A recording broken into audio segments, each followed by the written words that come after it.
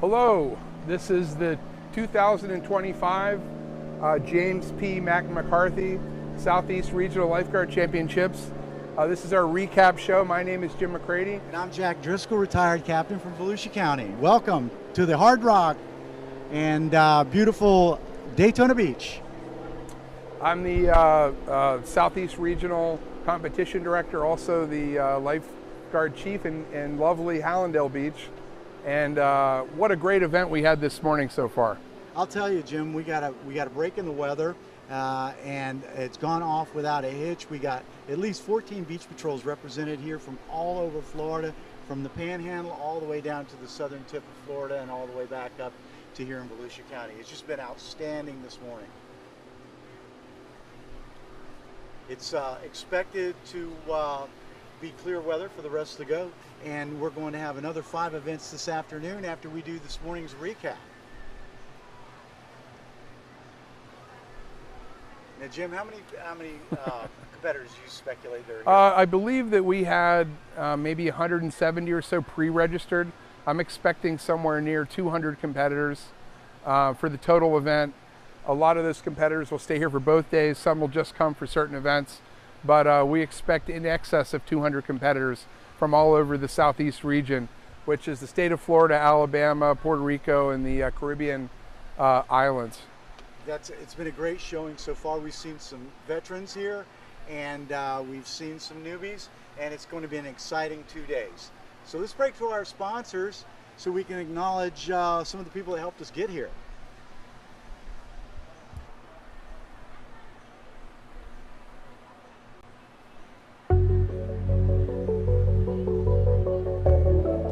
My name is Zoe Fulton, and I chose to become a lifeguard because I love the ocean and the beach. My name is Chandler, and I chose to become a lifeguard because I wanted to make a difference, and there's no better place to do it than the beach. My name's Aurora, and I became a lifeguard because my mom used to work here, and I have great family ties throughout this.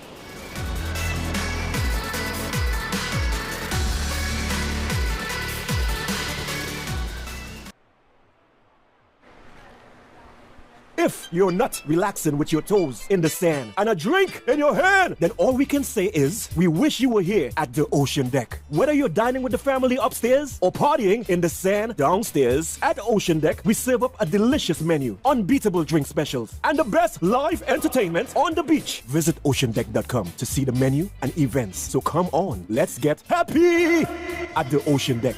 Ocean Deck, voted the #1 beach bar in USA Today's 2025 Reader's Choice Awards.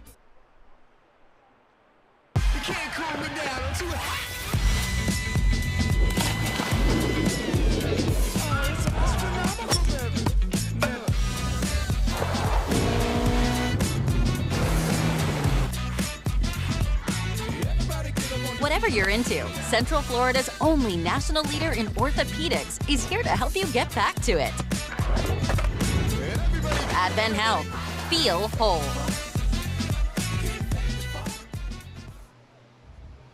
Okay, we started off this morning under cloudy skies, but we started off with the surf swim, which is essentially about, 350-meter swim? It's actually much longer than that. It's set up to be somewhere around a 400-meter swim with 150 out, 100 across, and 150 in. But because of the distance of the flag line from the shore today, it was looking closer to maybe a 550 or even a 600-meter swim this morning. Yeah, it looked a little long, and of course there's open women, open men, and there's age groups all the way up to 75 plus. All accruing points for their respective teams, race right? isn't not Right, and we so far we have a very tight race also right now the from a team perspective, in front, but from and this distance, it's in kinda hard these to tell. open individual events. But we do have a open close race competitors place here. up to 16th First and place. second place. So you can get points even if you came in 16th place. So even though you don't win this event, even those places in the back helped your team to get closer to that, that regional team championship that's so important. So you can see it was glassy conditions. It was ideal for the swimmers, although albeit no lines on the bottom of this pool. Right. They seemed to navigate quite easily. Great shots from our drone, and you could really see how tight the ladies were as well. As they Looks like crossed the that's finish line. Casey Francis running up to the finish line. Casey Francis, a national team member from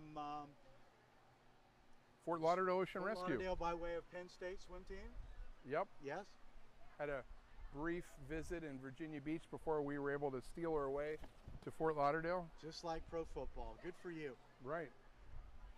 And so you'll see that the colored flags, those flags are earmarked for lane competition, which wasn't in play in the surf swim, but it will be in some of the other events. And because the flag line was set so far from the shore, we typically have a couple of ball buoys that we swim around that are a little bit farther than the flag line, but we didn't need those because of the distance the flag line was from shore. But it was definitely a true 550 to 600 meter swim, very long swim. And like you said, Jack, not a lot of surf to deal with. We did have some pretty strong lateral current headed from north to south that the swimmers had to navigate around. But, you know, the favorites did well, just like we expected them to. Right. The Some new ones. Some new ones. New faces too. That's the exciting part. Every year we get new competitors. We get a lot of collegiate and high school swim team people that join lifeguard agencies in the summer, and they love to come out to this event.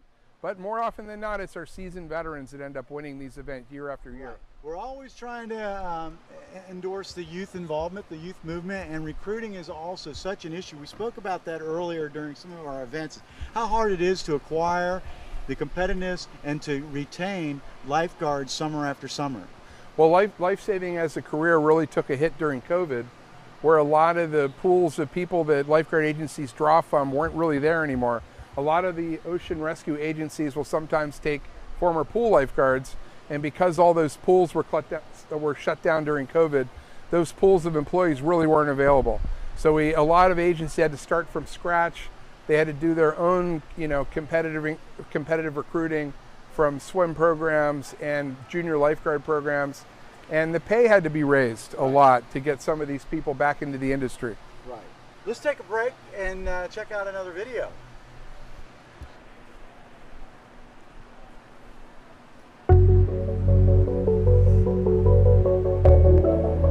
My name's Ryder. I chose to be a lifeguard because a lot of my friends are doing it and I love the ocean.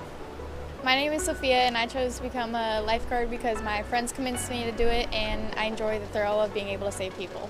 I'm Nathan and I chose to be a lifeguard because of the flexible work hours and I love to stay active.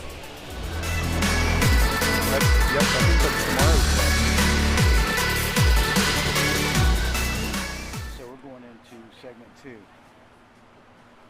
So we're going into segment 2 now.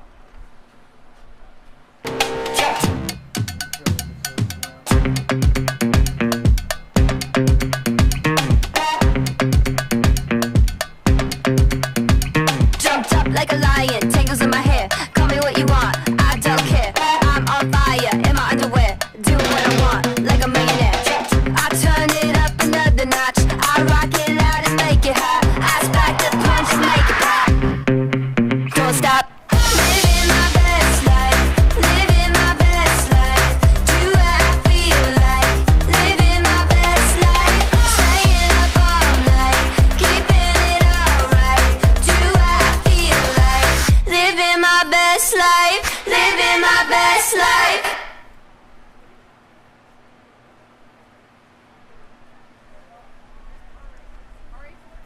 Okay, we're back and we're looking at a recap of this morning's events, the paddleboard race and in the open men paddle. Highly competitive, highly technical boards. There's not your standard surfboard. You're not something that you stand up and surf on. These things are knee weld. They're fit to each individual paddler, and technique is all about training, right, Jim? Absolutely, and like you said, these are not the tower lifeguard paddle boards or rescue boards as they call them that the lifeguards use in the course of their duty. These are highly specialized rescue craft. Some of these paddle boards will cost up to $3,000 with carbon fiber glassing, and it's a lot of it's individual. You'll get this board based on your body weight. You can have them ordered to spec.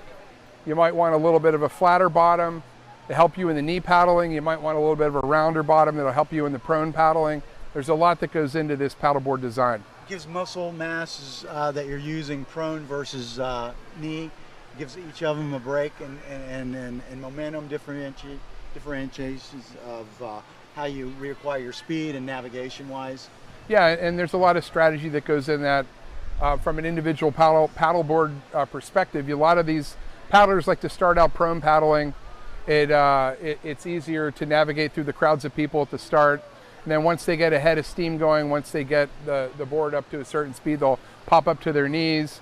Then they'll do a strategy where they might knee paddle to the first buoy, then they'll prone paddle across the flag line, and then they'll knee paddle back in. Some of these paddlers will stay on their knees the entire time. It just depends on their skill level, their training methods, and what strategy they think works best for them. Boy, these drone footages of these paddlers show exactly what techniques we're talking about. There you see knee, and then of course exiting out of the water, you have to carry your board across the finish line.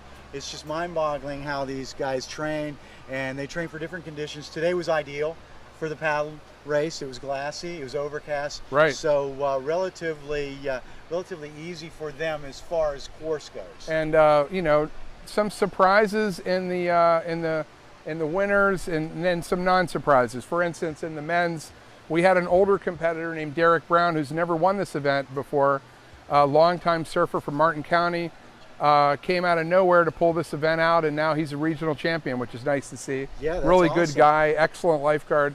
And then in the female division, the women's open board race, we had Gwen Bensey, who's a former national champion. Was a junior lifeguard in Fort Lauderdale and Pompano. She worked in Deerfield Beach, and now I believe she works in Boca Raton, and comes from a family of lifesavers and competitors. So that's nice to see as well. That's awesome, and it gives credibility to the East Coast paddlers too. And absolutely, when you start talking about national championships, which they're going to be participating in out in Huntington at Huntington State Beach, what, 3 weeks?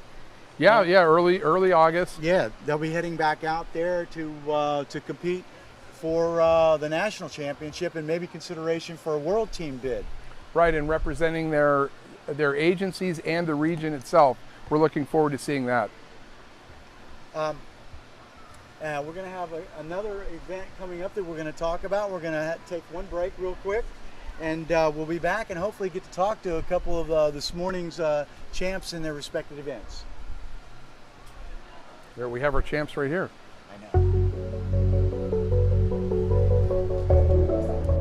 My name's Logan. I chose to be a lifeguard because I just love the beach and I just want to help people. My name is Riley, and I chose to become a lifeguard because I want to help people, and also I want to be like a Navy SEAL, so I thought it would like transfer well.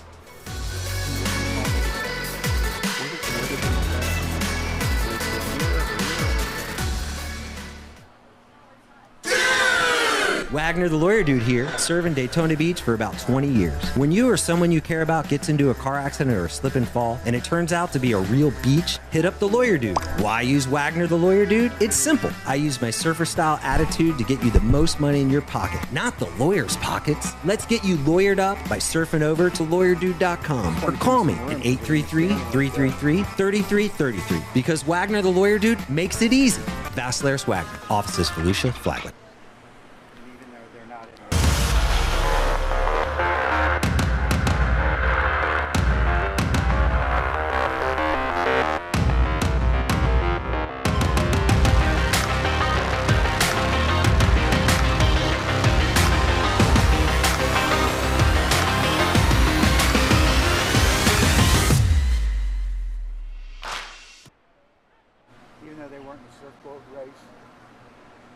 Okay, we're back, and as we progressed into the morning, we had the surfboat race right after the paddle race, and a couple of other surf rescue, and then the mixed surfboat race, which is essentially a dory boat that followed that. And of course, this afternoon we're going to have yet another recap at 4 o'clock with 5 more additional events here this afternoon.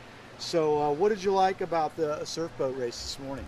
You know, we didn't have a lot of surf. You know, the namesake surfboat didn't really come into play, but we had a lot of very competitive racing, a lot of really good endurance athletes out here today. In conditions like this with no surf, it's a longer, hotter race, and we really got to see that today. We got to see the people that really put the practice in. We saw some mixed teams, not necessarily from the exact same beaches, but that's okay. They could split the points, and they may have been practicing and training like we spoke with earlier. To some of them, they've been competing all winter long in South Florida, right? They have these series of races. Yeah, every year we have a 2-mile surf boat series where we have 8 to 12 races all over the region. We did not get a chance to do our 2-mile series this year. Hopefully we'll bring it back next year.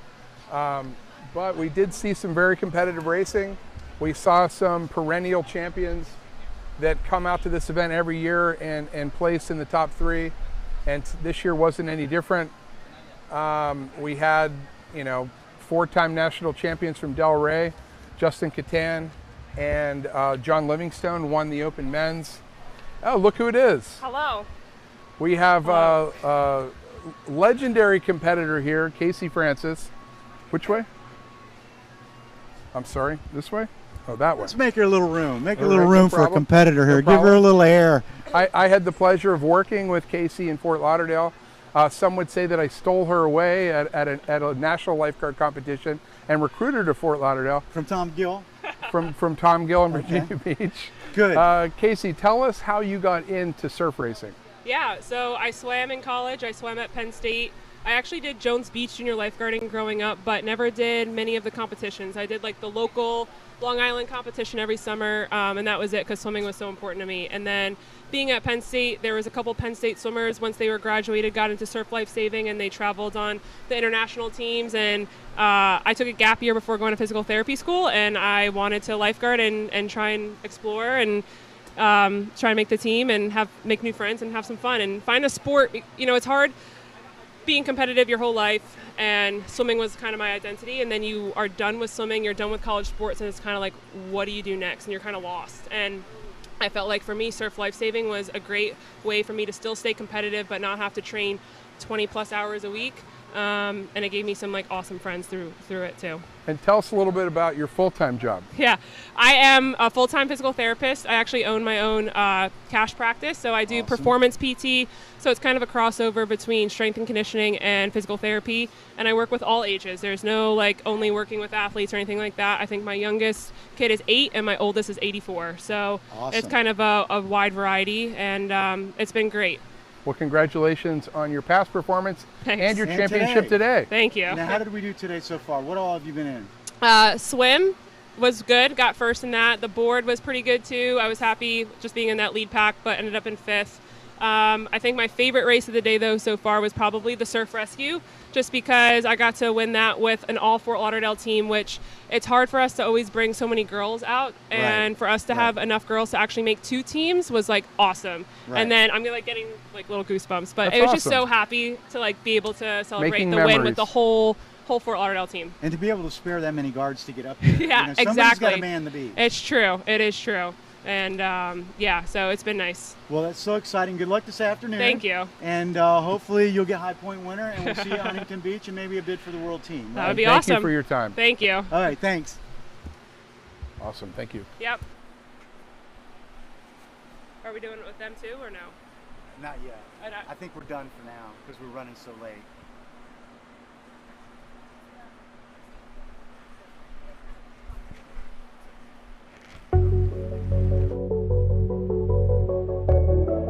My name is Tony Beasley.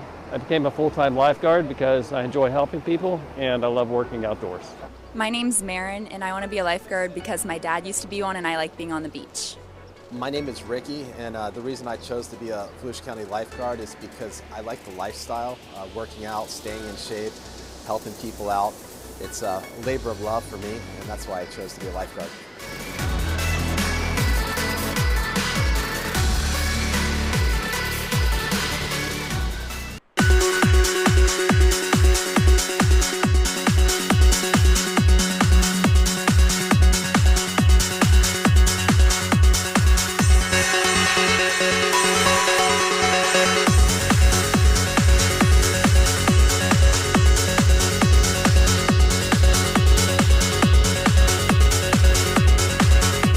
Looking to stay informed about what's happening in your community? Tune in to Volusia Today, your weekly connection to county news, services, and the people who make it all work. From beach safety and public transit to emergency updates and local events, we cover it all, straight from the source. Catch Volusia Today, Fridays at 8:30 a.m. on WNDB, 93.5 FM, and 11:50 a.m. Follow Volusia County on Facebook and Instagram, and be sure to subscribe to our YouTube channel to catch the monthly podcast, It's Driven Government.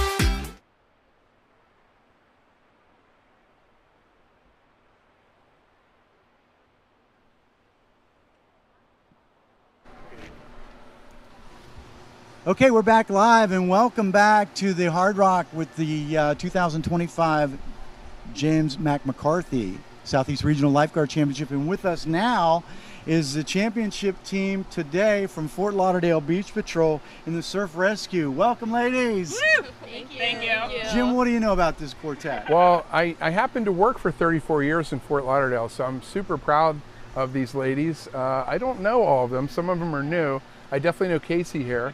So introduce yourself real I'm sure quick, she's Casey. been an You awesome introduce mentor. So I'm Casey Francis. I'm Julia Freshour. I'm Brenda DeVoki. Sophia Carvello. I know you, Julia. It's been a while. Sorry about that. So Sorry fun about that. fact, I actually did the USLA Academy with Julia's older sister, Diana. When I got hired at Fort Lauderdale, I actually did the academy with Diana, her sister. And now it's like full circle. That's awesome. I'm still here. Okay, who was the victim? I was. You got dragged across the ground. Yeah, Okay. I swear them out and then That got pulled looked, in. it looked pretty clean, the carry out of the water, and these two girls carried out of the water, the tall ones, right? Yes. And because you refrained from that because your legs are spent, right? Correct, yes. So Did you have the giant fins on? I did have the giant fins Okay. on, yeah. That takes a lot out of the quads. So It does. for those that are not familiar, what happens is the victim swims out to the flag line, which would be this little speedster. When she gets to the flag, she shakes dips the flag in her yep. respected lane, which gives Cassie the good the green light to go. And then when she reaches, she wraps a Peterson belt around her waist Correct. and then head back to shore. Yep. Now, do you implement backstroke kicking at all to get your bearings or what? What do you do? When I get clipped in, I do streamline and I start backstroke kicking the whole way, like crazy, just like so I can take some Did you pressure feel her? off of her. To be honest, not that much. It was actually pretty good, and I think one of the tricks that I've learned with rescue race, especially with the big fins, is don't use your legs too much on the way out and focus on using them more on the way in. And then just the yellow or orange, bright orange tops helped a ton because I'm looking for my team, and I'm like, Yeah. gosh, I hope they're there soon so I can give them this buoy and they can carry her in. It's easy to get lost in a sea of people waiting on the beach. Yes, but the neon orange helped a lot for yeah, sure. it did. Good call there. Good And then strategy with that. And then these girls did the carry-in. Oh yeah. It doesn't seem like much, but it's a lot. Yeah. Because she's dead weight, Yeah. right? Who got the shoulders? You got the shoulders, you got the legs. Yeah. Wheelbarrowed her in Nice. without falling. Congratulations. Was there a lot of practice that went into this, or was a lot of winging it that went into it? You know, we practiced once over there before. Well, you're naturals at it, obviously. Okay, we got events planned for this afternoon and tomorrow for both of y'all, all four? Yeah? Awesome. Yeah.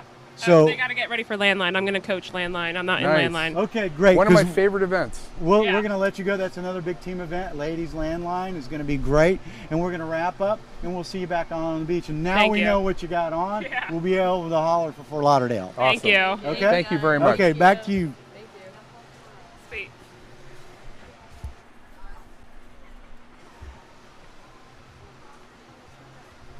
Coming up next, board rescue race, single surf boat race, open landline race, American Ironman and Iron Woman, beach flags, and then some championship highlights. We'll be back here in studio, hopefully outside, and we're going to go over this afternoon's 5 events as well, Jim.